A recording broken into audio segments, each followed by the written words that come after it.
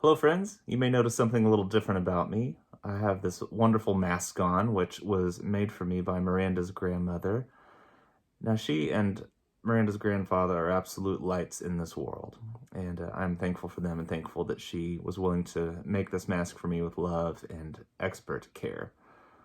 Now, the purpose of this mask in this season is to create a barrier, a physical barrier between me and others. And the purpose of that is to keep us safe. It keeps me safer, it keeps other people around me safer. And in this season, that's really important. Now, the Bible talks about a different kind of mask. And in Exodus chapter 34, we read that when Moses was in the presence of God, when he would come back out to the people, his face would be glowing. And the people were scared of it, maybe understandably so. And so he would wear a veil over his face. Now, Paul picks that theme up in 2 Corinthians chapter 3, and he's comparing the Old Covenant with the New Covenant, and how in the New Covenant we see the Lord without the veil. We see his glory in full because of Jesus. And yet, in verse 15 it says, "To this day, whenever Moses is read, a veil lies over their hearts," so that Old Covenant, it still has that same veil.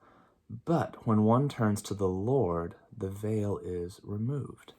And it goes on to talk about how we're all with unveiled faces beholding the glory of the Lord, and we're being transformed from one glory into another. We're being made to look more like him. But that's not where I'm going today. I think there's a great spiritual temptation for us when we are in the presence of God to come back out and put a veil over our faces, to put a veil over our hearts perhaps. Maybe we're afraid of what other people might think. Maybe we're afraid of offending, of being awkward, of any number of things.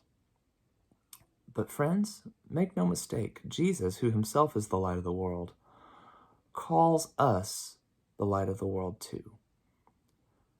And I don't know that you and I can truly let our lights shine if we put veils over our faces. Have you ever met someone who you just absolutely know is a lover of Jesus? Maybe you don't even know them well. Maybe from the moment you meet them, you just see it in them. You see Holy Spirit in them. You see the light of the world in them. Let's try to let the Lord make us look more like that. Let's try to be those people, because friends, this is a dark world and it needs light. You and I are called to be that light. So friends, walk in the light of Jesus and be the light to the world around you. Take off your veil.